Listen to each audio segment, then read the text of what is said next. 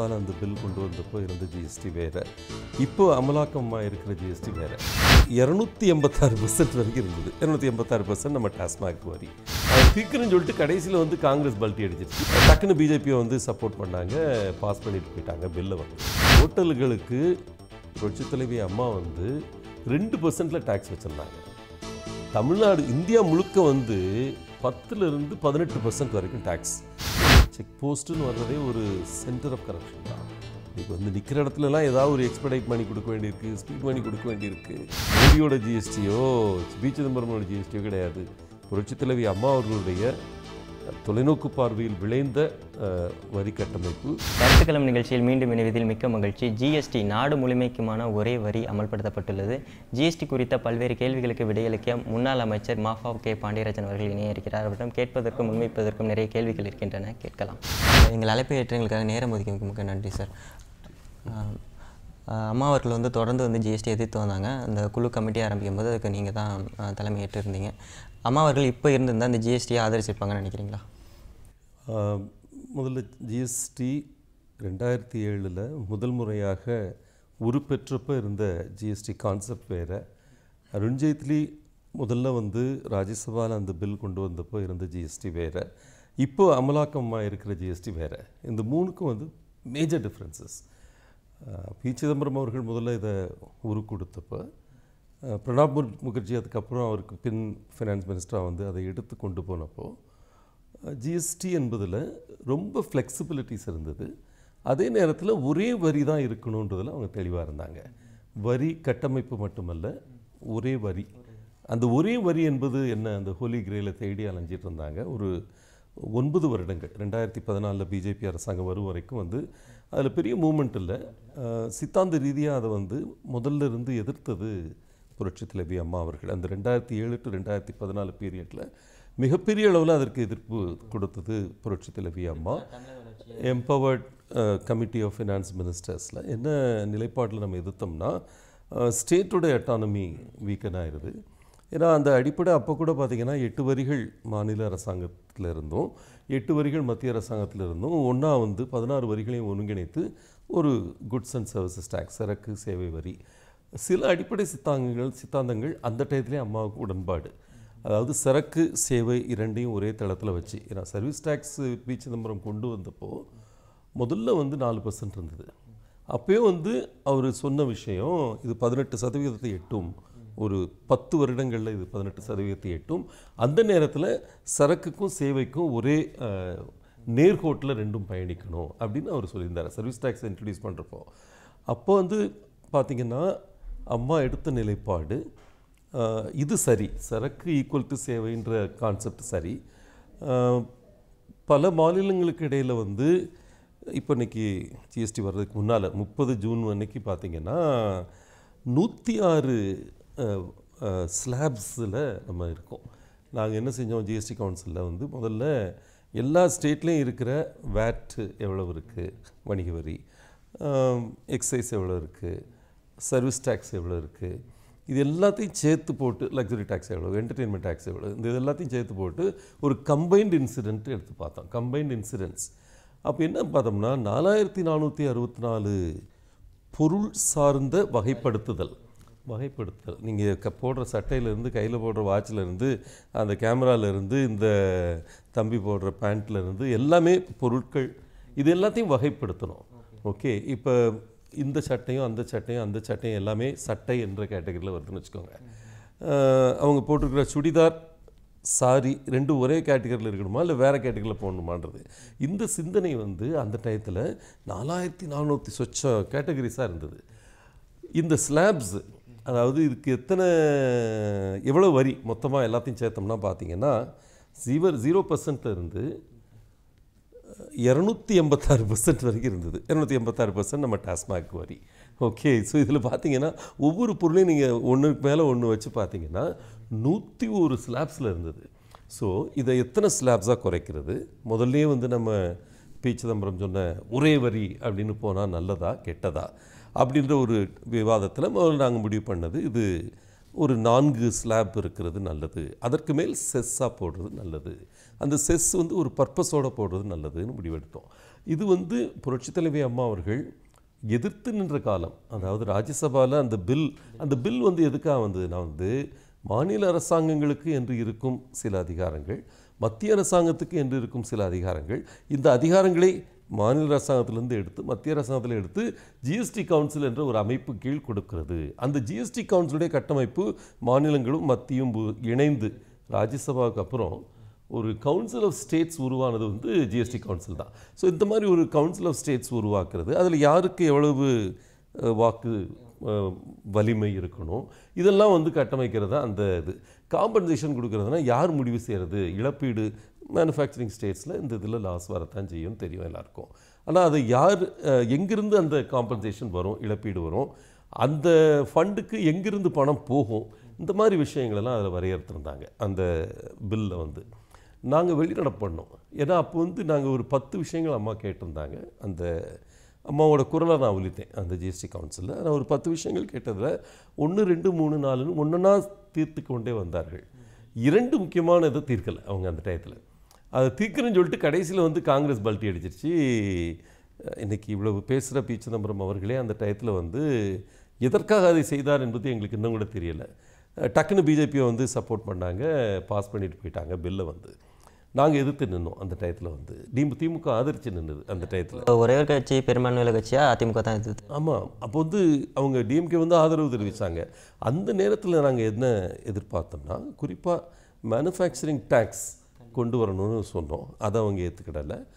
Goods of local importance. இன்றைக்கி இப்போ இவ்வளவு சத்தம் போடுறாங்களே இப்போ ஹோட்டல் ரெஸ்டாரண்ட் இதெல்லாம், அது என்ன அடிப்படை பிரச்சனை என்ன? ஹோட்டல்களுக்கு புரட்சித் தலைவி அம்மா வந்து 2% டேக்ஸ் வச்சுருந்தாங்க. தமிழ்நாடு இந்தியா முழுக்க வந்து 10லிருந்து 18% வரைக்கும் டேக்ஸ் ஹோட்டல்களுக்கு. 10 வருஷமாக 15 வருஷமாக இருக்குது அவங்களுக்கு. நம்ம வந்து இதை குறைச்சோம். நம்ம இருந்தது ஒரு காலகட்டத்தில், அம்மா குறைச்சி 2% கொடுத்தாங்க. அப்போ மற்ற எல்லா மாநிலங்களும் என்ன சில கேட்குறாங்க, நீங்கள் வந்து 2% ஆர்டிஃபிஷியலாக வச்சுருக்கீங்கன்றதுக்காக நாங்கள் வந்து 18% நாங்கள் இழக்கணுமா அப்படின்ற கேள்வி வருது. அதனால தான் நான் ஏசி ரெஸ்டாரண்ட்ஸுக்கு 12% வைக்கிறாங்க. இன்றைக்கி பெரிய பிரச்சனையை வந்து 2% இருந்தால் எங்களுக்கு திடீர்னு 12% ஆக்குறீங்களே, இட்லி விலை கூடிடுச்சு, தோசை விலை கூடிடுச்சு, இந்த மாதிரி பிரச்சனைகள் வருது. இந்த பிரச்சனைகளுடைய அடிநாதமே அன்றைக்கி காங்கிரஸ் அடித்த பல்ட்டி. ஏன்னா நாங்கள் என்ன சொல்லியிருந்தோம், குட்ஸ் ஆஃப் லோக்கல் இம்பார்ட்டன்ஸ். ஒவ்வொரு மாநிலத்திற்கும் அவர்களுடைய மிக முக்கியமான ப்ரையாரிட்டி செக்டர் நீங்கள் நினைக்கிறதுக்கு அவங்க வந்து டிஃப்ரென்ஷியல் ரேட் கொடுக்கணும். அப்படி கொடுத்தா தான் நாங்கள் ரெஸ்டாரண்ட்ஸுக்கு வந்து நான் ஏசி ரெஸ்டாரண்ட்ஸுக்கு தமிழ்நாட்டில் 2%லேயே வச்சுருக்கோன்னு சொல்ல முடியும். இப்போ அது சொல்ல முடியாது. ஸோ இது 2 முக்கியமான மாற்றங்கள் நம்ம கேட்டது வரலை. அந்த டயத்தில் நம்ம ஓட்டு போடலை. இன்னொன்று, நம்ம ஓட்டு போடாததுக்கு காரணம் அந்த பில்லில் வந்து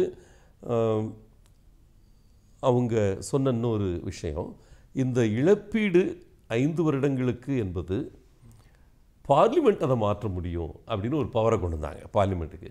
நாங்கள் சொன்ன இந்த பவர் வந்து முழுக்க ஜிஎஸ்டி கவுன்சில் இருக்கிறதா தானே இது வரைக்கும் முடிவு பண்ணியிருக்கோம், இப்போ எங்கே திடீர்னு வந்தீங்க? அப்புறம் ஒரு இங்கிலீஷில் மே வர்சஸ் ஷேல் அப்படின்னு ஒன்று இருந்தது. பார்லிமெண்ட் ஷேல் அப்படின்னு இருக்கிறத பார்லிமெண்ட் மே அப்படின்னு மாற்றுறாங்க. ஓகே, இந்த மாதிரி சின்ன சின்ன விஷயங்களில் இது வந்து மாநில அரசாங்கத்தை சிறுக சிறுக வந்து பவரை குறைக்கிறாங்க அப்படின்ற எண்ணம் இருந்ததுனால தான் நாங்கள் வெளிநடப்பு செஞ்சோம். ஆனால் அது பாஸ் ஆயிடுச்சு, பில்லு பாஸ் ஆயிடுச்சு, அடுத்து லோக்சபாலையும் அது பாஸ் ஆயிடுச்சு. அப்படிங்கிறப்போ இந்த கட்டமைப்புக்குள்ளே நம்ம என்ன செய்ய முடியும்னு அம்மா யோசித்தாங்க. அப்போ தான் ஜிஎஸ்டி கவுன்சில் உருவெடுத்தது. அந்த ஃபவுண்டர் மெம்பர் நான் இருந்தேன். அதில் வந்து 11 மீட்டிங் அடுத்த 6 மாதத்தில் ஆகஸ்ட் 30 நான் மினிஸ்டராக இருந்த கடைசி நாள் வரைக்கும் ஜிஎஸ்டி கவுன்சிலில் போயிருந்தேன், பிப்ரவரி எண்டு வரைக்கும். அந்த 11 மீட்டிங்கில் வந்து நாங்கள் இந்த 500 சட்ட ஷரத்துக்களை வடிவமைத்தோம். இந்த ஜிஎஸ்டியை வந்து எப்படி பிரிக்கிறது, state GST, central GST, integrated GST, இந்த மாதிரி 3 பிரிவாக பிரித்து அந்த 3ஐயும் எப்படி ஒருங்கிணைக்கிறது, சாஃப்ட்வேர் மூலமாக ஒருங்கிணைக்கிறது எப்படி. ஐ திங்க் இந்த 6 மாதத்தில் ஒரு மிக உன்னதமான நிகழ்ச்சி இந்தியாவில் நடந்ததுன்னா இந்த ஜிஎஸ்டி கவுன்சிலில் 31 உறுப்பினர்கள் நாங்கள் ஸ்டேட்ஸில் இருந்து, 2 உறுப்பினர்கள் சென்டரில் இருந்து, இந்த 33 பேரும் கட்சிகளை கடந்து 12 கட்சிகள்லேருந்து இந்த 33 பேர் இருந்தோம். 8 பேர் பொருளாதார டாக்டரேட் வாங்கினவங்க அந்த குழுவில் இருந்தவங்க. பார்த்திங்கன்னா மிக உன்னதமான ஒரு லெவல் ஆஃப் டிஸ்கஷன் இருந்தது. பெரிய அளவில் ஃபைட் பண்ணோம். அம்மா கேட்ட மாற்றங்கள் அனைத்துமே அதில் சேர்க்கப்பட்டன. அந்த கட்டத்தில் நாங்கள் இது பண்ணது. ஏன்னா எதுவுமே ஓட்டிங்க்கு போகல, எல்லாமே கன்சென்சஸ்னு முடிவெடுத்தோம். 10 மாநிலங்கள் ஒருங்கிணைந்து இயங்கினோம். மேனுஃபேக்சரிங் ஸ்டேட்ஸ் வந்து ரொம்ப ஒருங்கிணைந்து அவர் கூட்டணியை உருவாக்கணும்னு சொல்லலாம். அப்படி வந்தது தான் இந்த ஜிஎஸ்டி. அதுக்கு அடுத்து இந்த கடந்த 3 மாதங்கள் என்ன நடந்துக்குன்னா, ஃபிட்மெண்ட் கிளாஸிஃபிகேஷனை குறைச்சது அப்பயே குறைச்சிட்டோம். 4400 சொச்சம் ப்ராடக்ட்ஸ் வந்து 1200 குறைச்சது அந்த டயத்தில் நடந்தது.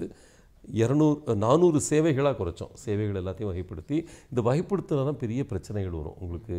நான் இண்டஸ்ட்ரியில் ஒரு 30 வருஷம் ஒர்க் பண்ணியிருக்கனால எனக்கு தெரியும்.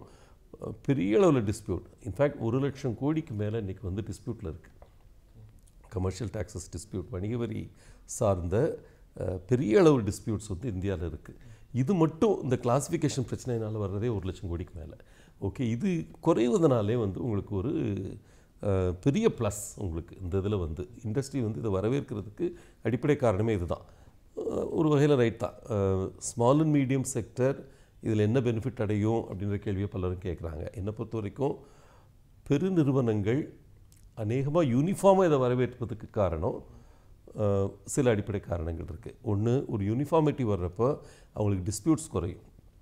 2, செக் போஸ்ட் இல்லாத ஒரு நிலையில் அந்த வண்டிகள் வந்து மூவ்மெண்ட் வந்து ஃபாஸ்டர் ஆகிறதுனால அந்த சேவிங் மட்டுமே இண்டஸ்ட்ரிக்கு ஒரு எஸ்டிமேட் கொடுத்துருக்காங்க 50,000 கோடிக்கு மேலே. உங்களுக்கு வந்து ஒவ்வொரு இடத்துலையும் இன்னொன்று, செக் போஸ்ட்டுன்னு வர்றதே ஒரு சென்டர் ஆஃப் கரப்ஷன் தான். இன்றைக்கி வந்து நிற்கிற இடத்துலலாம் ஏதாவது ஒரு எக்ஸ்பெடைட் மணி கொடுக்க வேண்டியிருக்கு, ஸ்பீட் மணி கொடுக்க வேண்டியிருக்கு. இது மாநிலங்கள் கடந்து இருக்கிற ஒரு பிரச்சனை. ஸோ அது வந்து பெரிய அளவில் வரவேற்கப்படுது. அந்த ஒரு இது மட்டும் தாக்கம் 50,000 கோடி மறந்துடாதீங்க. 12.5 லட்சம் கோடி இன்றைக்கி இந்த 16 வரிகளையும் ஒருங்கிணைச்சி இன்றைக்கி அரசாங்கங்களுக்கு, மாநில அரசாங்கம் மத்திய அரசாங்கம் சேர்த்து கிடச்சிட்டு இருக்குது 12.5 லட்சம் கோடி இன்றைக்கி தேதிக்கு. இது வந்து 93 லட்சம் அசசிஸ் வச்சு கிடைக்கிறது. இந்த 93 லட்சம் அசசிஸில் 53 லட்சம் வந்து 20 லட்சத்துக்கு கீழே டர்ன் ஓவர் இருக்கிறவங்க. அப்போ மொத்தமே 40 லட்சம் பேர் தான் இன்றைக்கி பே பண்ணுறாங்க. 40 லட்சம் அசசிஸ் பே பண்ணி நமக்கு 12.5 லட்சம் கோடி கிடைக்குது. இதில் என்னோட கணிப்பு என்னென்னா, குறைஞ்சது 2 கோடி பேர் வந்து அசசிஸாக உள்ளே வர போகிறாங்க. இதில் இந்த ஜிஎஸ்டியோட பெரிய அட்வான்டேஜை நான் நினைக்கிறேன். ஏன்னா ஆக்சுவலாக சட்டப்படி வந்து டேக்ஸ் கட்ட வேண்டியவங்க ஒரு 2 கோடி இருப்பாங்க. உங்களுக்கே தெரியும், ஒரு சாதாரண பெட்டி கடை கூட இன்றைக்கி வந்து 20 லட்சத்துக்கு மேலே டர்ன் ஓவர் எடுத்துருவாங்க. ஒரு வருஷத்துக்கு 20 லட்சம் டர்ன் ஓவருங்கிறது ஒரு மாதத்துக்கு உங்களுக்கு என்ன 1.5 லட்சம், ரொம்ப சாதாரணமான 1 லட்ச ரூபானா ஒரு நாளைக்கு உங்களுக்கு வந்து ஒரு 5,000 ரூபா ட்ரேடிங் பண்ணுறவங்க கூட அந்த 20 லட்சத்தை தாண்டிடுவாங்க. ஓகே, அதனால் வந்து குறைஞ்சது 2 கோடி பேர் வந்து அசசிஸாக வந்துடுவாங்க. இப்போ இன்றைக்கி 4வது நாள் ஜிஎஸ்டி ஆரம்பித்து ஏற்கனவே 1 கோடியை தாண்டிட்டாங்க. அந்த அசசிஸ் வந்து கம்ப்யூட்டரில் என்ட்ரு ஆகி வந்திருக்கிறவங்க 1 கோடியை தாண்டிட்டாங்க. இது எல்லாம் சேர்ந்து 93 லட்சம் தான் இருந்தது, மறந்துடாதீங்க, இந்த 30ஆம் தேதி வரைக்கும். அதனால் ஒரு பக்கம் இது வந்து அந்த டேக்ஸ் நெட்டு வைடாகும். அதாவது டேக்ஸ் கட்ட வேண்டியவங்க கட்ட ஆரம்பிப்பாங்க. பில்லு போடாமல் பிஸ்னஸ் செய்கிறதுன்றது ரொம்ப குறைஞ்சி போயிடும். ரொம்ப கொஞ்சம் கொஞ்சம் இருக்கும், ஆனால் ரொம்ப குறைஞ்சி போயிடும். என்னை பொறுத்த வரைக்கும் அந்த 20 லட்சத்துக்கு கீழே டர்ன் ஓவர் இருக்கவங்களே கூட பில்லு போட வேண்டிய கட்டாயம் வரும். ஏன்னா இதில் ஒரு முக்கியமானது என்ன, இன்புட் டேக்ஸ் கிரெடிட். நீங்கள் வந்து ஒரு பொருளை வந்து நான் ரா மெட்டீரியல்ஸ் வாங்குகிறேன், நான் தான் மேனுஃபேக்சரர், ரா மெட்டீரியல்ஸ் 4 விதமான ரா மெட்டீரியல்ஸ் வாங்குறேன்னா அந்த ரா மெட்டீரியல்ஸில் என்ன டேக்ஸ் கட்டியிருக்காங்களோ அதை நான் இன்புட் டேக்ஸ் கிரெடிட் எடுத்துக்கிடலாம். எனக்கு வந்து என்ன வேல்யூ அடிஷன் இருக்கோ அதில் மட்டும் நான் கட்டினா போதும். ஆனால் அதே நேரத்தில் எனக்கு கீழே இருக்கிறவங்க டேக்ஸ் கட்டுறாங்க அப்படின்னு உறுதிப்படுத்த வேண்டியது என்னோட கடமை. இது ஒரு முக்கியமான ஒரு ப்ரெஷர், ஒரு மியூச்சுவல் ப்ரெஷர் எக்ஸாக்ட் ஆகும் இதில் வந்து. இதனால தான் வந்து அடிஷ்னலாக ஒர்க்குன்னு பலரும் சொல்கிறதுக்கு காரணம். ஆனால் இதில் என்ன பெரிய நல்ல விஷயம் வரும்னா, அவன் கெட்ட ஆரம்பிச்சிடுவான் உங்களுக்கு வந்து. ஏன்னா அவன் கெட்டலைன்னா நீங்கள் அவங்ககிட்ட வாங்க மாட்டீங்கன்னு ஒரு பயம் இருக்கும் அவனுக்கு. அதனால் வந்து இந்த இண்டஸ்ட்ரி மேனுஃபேக்சரிங் செக்டரை பொறுத்த வரைக்கும் இது யூனிஃபார்மாக வரவேற்கப்படும். ஓகே, வணிகர்களை பொறுத்த வரைக்கும் இன்னும் பல விஷயங்கள் புரியாமல் இருக்கு அவங்களுக்கு. ஆனால் இங்கே பெரிய பிரச்சனை அவங்களுக்கு என்னென்னா, கன்வெர்ட் ஆனவங்க இது வரைக்கும் இருந்த செய்முறைகள், வணிக செய்முறைகள்லேருந்து அவங்க மாறணும். பேப்பர் ஒர்க்லேருந்து கிட்டத்தட்ட எல்லாமே கம்ப்யூட்டர் ஒர்க். நம்பர் 2 என்பது அடியோடு அழிந்து விடும் வாய்ப்பு இருக்குது. நீங்கள் வந்து இதுக்கு முன்னால் வந்து சரி எதையோ போட்டுக்கலாம், வணிக வரி ஆஃபீஸில் வந்தாலும் அவனுக்கு மாதத்துக்கு லோன் கொடுத்துட்டு சும்மா இருக்கலான்ற ஒரு வசதி இருந்தது. இனிமேல் அந்த வசதி இருக்காது. வணிக வரி அதிகாரிகளுடைய ரோலை பொறுத்த வரைக்கும் பெரிய அளவு மாறணவங்க. ஏன்னா இப்போது உங்களுக்கு வந்து 2 கோடி அசசிஸ் வந்துட்டாங்கன்னு வச்சுக்கோங்களேன். அதில் 20 லட்சத்துக்கு கீழே இருக்கவங்க 1 கோடி இருப்பாங்க. 1 கோடி இருந்தாலும் அதில் பாதி பேர் வந்து டேக்ஸ் கட்ட வருவாங்க. ஏன்னா அவங்களுக்கு இன்புட் டேக்ஸ் கிரெடிட் இருக்கும். ஒரே ஒரு ப்ராடக்டை வந்து அவுட் சைட் த ஸ்டேட் விற்றுட்டிங்கன்னா நீங்கள் வந்து ஐஜிஎஸ்டி கட்ட வேண்டியிருக்கும். நீங்கள் உள்ளே வந்தாகணும். உங்களுக்கு அந்த 20 லட்சம் லிமிட் கிடையாது. 75 லட்சம் வரைக்கும் நீங்கள் வந்து 1% டேக்ஸ் கட்டிட்டு காம்பவுண்டிங்கில் போயிடலாம். ஸோ இந்த மாதிரி சில விஷயங்கள் வேட் வந்தப்போ சார் இதே மாதிரி தான் பலரும் வந்து இது ரொம்ப கஷ்டமாக இருக்குது, இது புரிகிறது கஷ்டமாக இருக்குது, காம்பவுண்டிங், கேஸ்கேடிங் இதெல்லாம் வந்து எப்படி புரியும் அப்படின்னு கேட்டாங்க. நம்ம ஆட்கள் வந்து விதின் 3 months வந்து கிரிப் பண்ணிட்டு போயிட்டாங்க. அதிகமாக டேக்ஸு கம்ப்ளைண்ட்ஸ் இருக்கிறது தமிழ்நாடு தான்.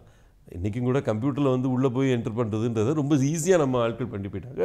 92% என்ட்ரு ஆகிட்டாங்க கம்ப்யூட்டருக்குள்ளே. நம்ம வந்து இந்தியாவிலே அதிக மைக்ரேஷன் ஆனது தமிழ்நாடு தான். ஸோ என்னை பொறுத்த வரைக்கும் தமிழக அரசு செய்ய வேண்டியது கவனமாக என்ன தான் நீங்கள் பண்ணிங்கனாலும் 1-2 தவறுகள் நடந்திருக்கும். இப்போ பீஸாவில் தவறு பண்ணியிருக்காங்க, 5% போட்டிருக்காங்க. நாங்கள் ப்ரப்போஸ் பண்ணது 28%. கேரளாவில் வந்து ஃபேட் டேக்ஸ்னு போட்டு பிஸா ஃபாஸ்ட் ஃபுட் எல்லாத்துக்குமே 28% கேரளாவில். ஓகே, அதே மாடல் தான் நாங்கள் கொண்டு வரணும்னு சொன்னோம். ஆனால் ஏனோ தெரியல வந்திருக்கு, கடைசியில் வந்தது 5% வந்திருக்கு. இது கார்ப்பரேட் ப்ரெஷர் இருக்கலாம், ஊழலே கூட இருக்கலாம். இதில் ஏன் வந்து 5% இருந்ததுக்கு எனக்கு லாஜிக்கே தெரியல ஃப்ராங்காக. ஓகே, இந்த மாதிரி தவறுகள் சில நடந்திருக்கு. பல விஷயங்களை எக்ஸ்பிளைன் பண்ண வேண்டியிருக்கு. இப்போ ரெஸ்டாரண்ட்ஸ்க்கு ஏன் இந்த மாதிரி ஆயிருக்கு, ஏன் 2% 12%ன்றதுக்கு இன்னும் அதிகமாக எக்ஸ்பிளைன் பண்ணணும். சில தவறுகள் ஸ்டேட் கவர்மெண்ட் பண்ணியிருக்கு. குறிப்பாக அந்த தியேட்டர்ஸை பொறுத்த வரைக்கும் அதெல்லாம் ஸ்டேட் கவர்மெண்ட்டுடைய பேராசையின் விளைவு. தேவையே இல்லை. ஏன்னா முதல்ல உங்களுக்கு தெரியும் 30% 20% இருந்தது. மெட்ரோ தியேட்டர்னால் உங்களுக்கு 30%, ரூரல்னால் உங்களுக்கு 20%. அதில் ஃபஸ்ட் ரிலீஸ் படம்னா 30%, பழைய படம்னா உங்களுக்கு 20%. இந்த மாதிரி மாடல் வச்சுருந்தோம். அதை என்டர்டெயின்மெண்ட் டேக்ஸாக வந்து ஸ்டேட் கவர்மெண்ட் கலெக்ட் பண்ணிச்சு. அதில் 90% வந்து முனிசிபாலிட்டிகளுக்கும் கார்பரேஷனுக்கும் பிரித்து கொடுத்தாங்க. ஓகே, உள்ளாட்சி அமைப்புகளுக்கு நம்ம பிரித்து கொடுத்தோம். இப்போ வந்து என்ன செஞ்சிட்டோம், சட்டப்படி இந்த 16 டேக்ஸ் நான் சொன்னேன்ல, ஜிஎஸ்டிக்குள்ளே வர 16 டேக்ஸு, இந்த 16 டேக்ஸில் ஒன்று தான் என்டர்டெயின்மெண்ட் டேக்ஸு. அப்படிங்கிறப்ப நீங்கள் வந்து டபுள் டேக்ஸ் கொடுக்குறீங்க. நீங்கள் என்டர்டெயின்மெண்ட் டேக்ஸ்னு வாங்கிடுறீங்க 30% 20%. அதில் தமிழ்நாட்டில் இன்னும் கொடுமை என்னென்னா, டிஎம்கே பீரியடில் என்னஞ்சாங்க, தமிழில் பேர் வச்சா டேக்ஸ் கிடையாதுன்னாங்க. எல்லாருமே தமிழில் பேர் வைக்க ஆரம்பித்தாங்க. இந்த பா கட்டிங் இப்படிலாம் ஒரு பேர்லாம் வச்சு அது தமிழ்னு சொன்னாங்க யாருமே. ஸோ அப்போ ஆக்சுவலாக அந்த டேக்ஸ் கட்டிகிட்டு இருந்தது எந்த படம்னா, தெலுங்கு படமோ கன்னட படமோ இங்கிலீஷ் படமோ இங்கே வந்து போடுறவங்க தான் கட்டிகிட்டு இருந்தாங்க. ஸோ இப்போ நீங்கள் என்ன செய்கிறீங்க, டக்குன்னு அவங்களுக்கு 1 பைசா இல்லாமல் இருந்த படங்களுக்கு நீங்கள் ஒன்று ஜிஎஸ்டியில் 28% கொண்டு வந்துட்டீங்க. ஜிஎஸ்டியில் 28% கொண்டு வந்தப்போ நம்ம என்ன கையெழுத்து போட்டிருக்கோம், என்டர்டெயின்மெண்ட் டேக்ஸ் போட மாட்டோம்னு கையெழுத்து வந்திருக்கோம். அந்த என்டர்டெயின்மெண்ட் டேக்ஸ் அதுக்குள்ளே போயிடுச்சுன்னு சொல்லிட்டு இருக்கோம். இப்போ வந்து திடீர்னு நீங்கள் என்டர்டெயின்மெண்ட் டேக்ஸ் வந்து ஸ்டேட் கவர்மெண்ட் போடக்கூடாது, ஆனால் முனிசிபாலிட்டி போடலாம், கார்ப்பரேஷன் போடலாம் அப்படின்னு சொல்லி சட்டமன்றத்தில் பாஸ் பண்ணி இதை கொண்டு வந்துட்டீங்க. இது வந்து immoral, illegal and completely unethical என்னை பொறுத்த வரைக்கும். நீங்கள் ஒரு 11 கவுன்சில் அட்டன் பண்ணியிருக்கீங்க. ஜெயக்குமார் அவர்கள் வந்து ஒரு 6 கவுன்சிலுக்கு மேலே அட்டன் பண்ணியிருக்காங்க. 4 அட்டன் பண்ணியிருக்காரு. 2 வந்து ஆர்கேனர் இருந்துச்சு, அதனால் அது போகல. பட் 4 பண்ணியிருக்காரு. 4 அட்டன் பண்ணியிருக்காங்க. ஸோ அப்படி இருக்கும்போது இந்த மாற்றங்கள் என்ன நிகழ்ந்திருக்கதா நினைக்கிறீங்க? உங்களோட 11 கவுன்சிலுக்கும் அவரோட 4 கவுன்சிலுக்கும் இந்த மாதிரியான சில மாற்றங்கள் நடைபெற்றிருக்குன்னு நினைக்கிறேன். இல்லை, நாங்கள் பார்த்தது கட்டமைப்புங்க. ஜிஎஸ்டி என்ற டேக்ஸை வடிவமைத்தோம். அவர் செஞ்சது வந்து ஃபிட்மெண்ட்ஸ்னால் எந்த பொருளுக்கு எவ்வளவு வரின்றது நாங்கள் சில ப்ராட் டைரெக்ஷன்ஸ் வச்சுருந்தோம். அந்த ஃபிட்மெண்ட்டு சரியாக இருக்கா சரியா இல்லையா, எந்த பொருளுக்கு ஃபைட் பண்ணுறது. அவர் ஒரு 30 பொருட்களுக்கு ஃபைட் பண்ணாருன்னு கேள்விப்பட்டேன். அதில் 20 பொருட்களுக்கு வாங்கிட்டாங்க, அவங்க அதை குறைச்சி வாங்கிட்டாங்க. ஆனால் 10 பொருட்கள் சேவைகளுக்கு வாங்க முடியலை. அது அடுத்த கவுன்சில் மீட்டிங்கில் அவர் ஃபைட் பண்ணி வாங்கணும். ஸோ அதில் ஒன்றும் இஷ்யூ கிடையாது. என்னை பொறுத்த வரைக்கும் ஒரு அம்மா என்ன அந்த பொறுப்புக்கு போட்டப்போ அவங்க சொன்ன விஷயம், எல்லாருடையும் நல்ல உறவு வச்சுக்கங்க, உங்களால் அது செய்ய முடியும்னு நினைக்கிறேன், அதனால தான் உங்களை அனுப்புகிறேன். எனக்கு தெளிவாக சொன்னாங்க. நான் ஃபைனான்ஸ் மினிஸ்டர் கிடையாது, அப்போ நான் school education minister, first time minister நான்.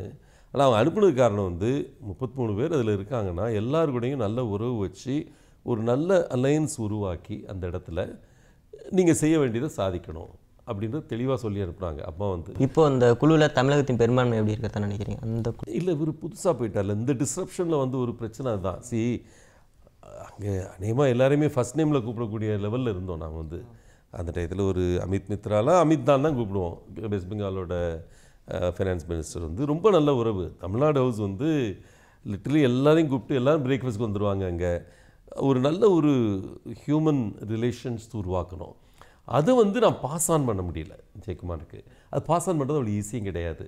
ஏன்னா அவர் போன காலகட்டத்தில் எல்லாருமே பில் பாஸ் பண்ணியாச்சு, ஆக்ட் ஆகிறதுக்கு போயிடுச்சு, ஃபிட்மெண்ட்ஸ் வருது. ஃபிட்மெண்ட்ஸில் வந்து அந்த உருவாக்கிய உறவுகள் ரொம்ப ஹெல்ப்ஃபுல்லாக இருந்திருக்கக்கூடியது ஃபிட்மெண்ட் டயத்தில் தான். அந்த டயத்தில் இருக்கலாம். ஆனால் ஒரு நல்ல விஷயம் நமக்கு இந்தியாவிலே வந்து கமர்ஷியல் டாக்ஸஸில் டாக்டரேட் வாங்கின ஒரே ஐஏஎஸ் ஆஃபீஸர் நம்ம சந்திரமௌலி சார். அவர் தான் வந்து நம்ம கமர்ஷியல் டாக்ஸஸ் செக்ரட்டரி. முழு ஆங்கரிங் அவர் பண்ணார். நான் இருந்தப்பையும் சரி, அவர் இருந்தப்பையும் சரி. ஸோ அதனால் அதிகாரிகள் லெவலில் நமக்கு அங்கே பெரிய மதிப்பு இருந்தது. இன்னும் கூட அந்த மதிப்பு மரியாதை இருக்குதுன்னு நினைக்கிறேன். அதனால் இந்த 3 மாதத்துக்கு ஒருக்க மீட்டிங்கில் வந்து நம்ம விரும்புகிற விஷயங்களை செய்கிறதுன்றது இன்னும் சாத்தியமே. ஆனால் அந்த உறவுகள், அந்த மினிஸ்டர்ஸ் லெவலில் உருவாக்கி வச்சுருக்கிற உறவுகள், ஈவன் மத்திய அரசாங்கத்தில் அதிகாரிகள் எல்லாருமே இப்போ ஃபஸ்ட் டைமில் தெரியும் நமக்கு. இதெல்லாம் வந்து யூஸ்ஃபுல்லாக இருக்கும்னு நினைக்கிறேன். அதனால் ஜெயக்குமாருக்கு அதை நான் ட்ரான்ஸ்ஃபர் பண்ணணும், அது பண்ணுற வாய்ப்பு கிடைக்கணும். அது பண்ணோம்னா வந்து அவராலையும் செய்ய முடியும். ஒரு திறமையான ஒரு மனிதர் தான். அங்கே போய் அவரால் அதை செய்ய முடியும்னு தான் நினைக்கிறேன். தமிழக அரசாங்கத்தின் குரலாக இங்கேருந்து ஒலிக்க போகிறது யாராக இருந்தாலும் அவர் வந்து ஒரு நல்ல அண்டர்ஸ்டாண்டிங் அங்கே உருவாக்கி, இப்போ நீங்கள் வந்து தியேட்டர் சார்ந்த விஷயத்தை குறைக்கிறது இப்போ மாநில அரசாங்கத்துடைய முழு அதிகாரத்தில் இருக்குது.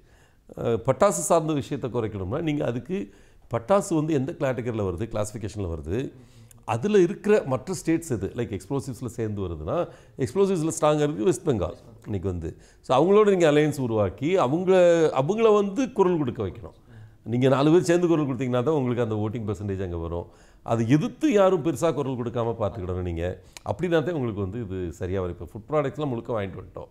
அம்மா கொடுத்த எக்ஸம்ஷன்ஸ் எல்லாம் அது ஒன்று புரிதல் இல்லாமல் டிஎம்கேல இந்த குற்றச்சாட்டை வைக்கிறாங்க. அம்மா வந்து 159 பொருட்களுக்கு டேக்ஸ் இல்லாமல் இருந்தாங்க, நீங்கள் 28 பொருள் தான் வாங்கியிருக்கீங்க அப்படின்னு சொல்கிறாங்க. அவங்க என்ன புரியாமல் பேசுகிறாங்கன்னா அந்த 159 பொருட்களும் 20 கேட்டகரிஸாக இப்போ சுருங்கிருச்சு. ஆக்சுவலாக அம்மா கொடுத்ததை விட 8 பொருட்கள் அதிகமாக வந்து நம்ம எக்ஸம்ஷனாக வாங்கிட்டு வந்திருக்கோம். அதை சொல்லணும், இவங்க வந்து எடுத்து சொல்ல தெரியல. ஏன்னா அந்த கிளாஸிஃபிகேஷனை புரிஞ்சு இது பண்ணுறது எல்லாமே புதுசு அப்படின்ற மாதிரி சொல்கிறாங்க. அது உண்மை கிடையாது. நீங்கள் 4400 கேட்டகரியை வந்து 1200 கேட்டகரியாக சுருக்கிறப்ப அது உங்களுக்கு எளிமைப்படுத்துதல் தானே. அது ஒரு எளிமைப்படுத்தப்பட்ட ஒரு வரின்றதை நம்ம பொசிஷன் பண்ணிகிட்டே இருக்கணும். அதனால் மறுபடியும் சொல்கிறது, நீங்கள் அதுக்கு அட்வைசஸ்லாம் வைக்காதீங்க, நீங்களே செய்யுங்க. அதில் ஒன்றும் பெரிய சீமை வித்த கிடையாது. முன்னால் இருந்த அளவுக்கு அக்கௌண்டிங் இது கூட உங்களுக்கு வேண்டாம் இப்போது. ஆனால் என்ன வேணும்னா நீங்கள் யார்கிட்ட பொருட்கள் வாங்குறீங்க, அவங்க டேக்ஸ் கட்டுறாங்களா நீங்கள் பார்க்கணும்.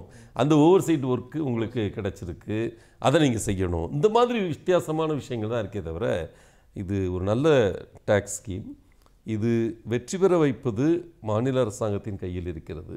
மாநில அரசாங்கம் இது வந்து மேலே கை காட்டிடலாம் அப்படின்னு நினச்சிட்டு இருந்தாங்கன்னா அவங்க அதை ஓனர்ஷிப் எடுக்க மாட்டாங்க. ஓனர்ஷிப் எடுத்து பண்ணால் இந்த வருஷம் வணிக வரியில் மட்டும் நமக்கு 4400 கோடி எக்ஸ்ட்ராவாக கலெக்ட் ஆக போகுதுன்றது எஸ்டிமேஷன். மிச்சம் எல்லா வரியுமே நமக்கு கீழே போயிட்டுருக்கு தமிழ்நாட்டில். இந்த வரி வந்து 4400 கோடி எக்ஸ்ட்ரா வர்றது காரணமே ஜிஎஸ்டி தான். அதை முறையாக இம்ப்ளிமெண்ட் பண்ணிங்கன்னா தான் உங்களுக்கு வந்து கிடைக்கும். இப்போ இந்த எக்ஸ்ட்ரா 4400 கோடி வர்றது இழப்பீடுனால. ஏன்னா ஒரு வருஷத்துக்கு போன 5 வருஷத்தில் நம்ம டேக்ஸ் வளர்ச்சின்னு பார்த்திங்கன்னா 5% ஒரு வருஷத்துக்கு. ஓகே, 5.something% தான் ஒரு வருஷத்துக்கு. ஆனால் ஜிஎஸ்டியில் என்ன சொல்கிறாங்க, 33,400 கோடி நமக்கு இந்த 16 வரிகள்னால் வந்திருக்கிற பணம்னா அது வந்து ஒரு வருஷத்துக்கு 14% வளர்ந்தால் என்ன டேக்ஸ் வந்திருக்குமோ அதை மையமாக வச்சு நீங்கள் இழப்பீடு வாங்குறீங்க அப்படிங்கிற. அதனால தான் உங்களுக்கு இவ்வளோ அதிகமாக இழப்பீடு வருது. இழப்பீடு வேறு எதுனாலையும் கிடையாது. உங்களுக்கு இந்த அட்வான்டேஜ் உங்களுக்கு 5 வருஷம் இருக்கும்.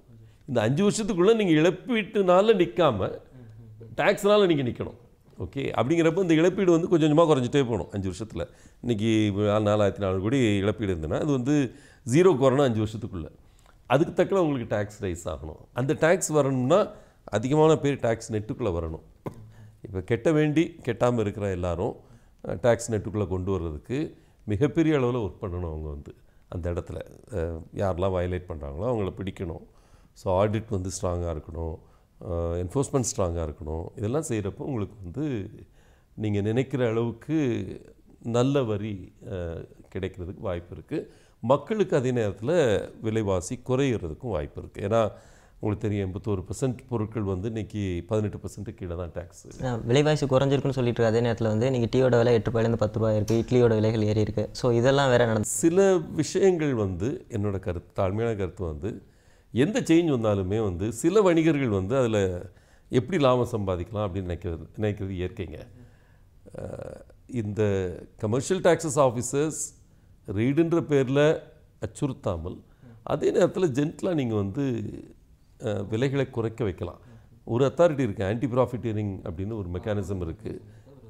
இப்போ வந்து நம்ம ஒரு பொருளுக்கு குறைச்சிருக்கோம்னா இன்றைக்கி பார்த்துருப்பீங்க எல்லா பத்திரிக்கையும் இன்றைக்கி எது குறைஞ்சிருக்கணும் விலை அப்படின்ற லிஸ்ட்டு வந்திருக்கு. அது குறையலைன்னா அதை வந்து என்ஃபோர்ஸ்மெண்ட் கொண்டு வர வேண்டியது வணிக வரி அதிகாரியோட பொறுப்பு. இது ஒரு வித்தியாசமான பொறுப்பு அவங்களுக்கு. இது வரைக்கும் அவங்க இந்த கேள்வி கேட்டதில்லை. இந்த பொருள் எவ்வளோ விற்கணும், அது அவ்வளோ விற்குதா அப்படின்ற கேள்வி அவங்க கேட்டது கிடையாது.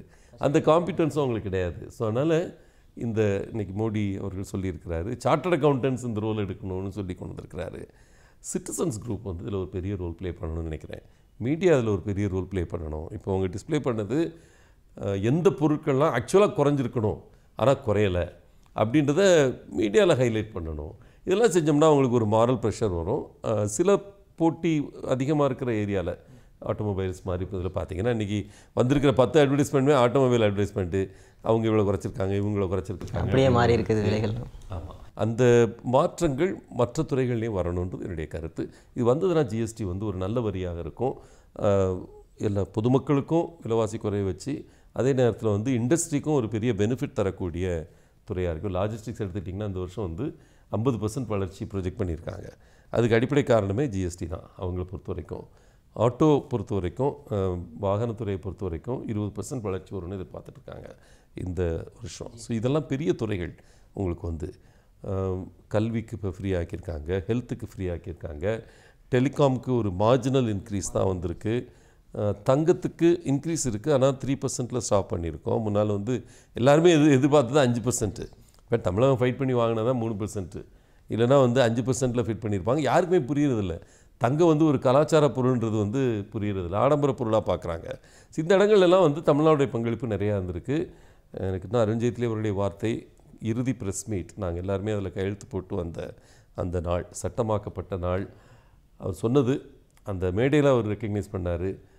தமிழ்நாடு தான் இந்த புது ஜிஎஸ்டி இந்த மாதிரி கொண்டு வந்ததுக்கு, அந்த கட்டமைப்பு டயத்தில் நிறைவேறியதுக்கே காரணம் வந்து தமிழகம்தான். புரட்சித் தலைவி அம்மா அவர்களுடைய விஷன்னு அவர் ரெக்கக்னைஸ் பண்ணார். அதை நான் மறுபடியும் ரீட்ரேட் பண்ண விரும்புகிறேன். இது வந்து மோடியோட ஜிஎஸ்டியோ பி சிதம்பரமோட ஜிஎஸ்டியோ கிடையாது. புரட்சித் தலைவி அம்மா அவர்களுடைய தொலைநோக்கு பார்வையில் விளைந்த வரி கட்டமைப்பு. இதை நல்லா கொண்டு வர்றதும் நல்லா கொண்டு வராதும் தமிழக அரசாங்கத்தின் கரங்களில் இருக்குதுன்னு நினைக்கிறேன். கண்டிப்பாக சார், எங்களோட நிறைய கேள்விகள் பதில் இருந்து ரொம்ப நன்றி சார். நன்றிப்பா.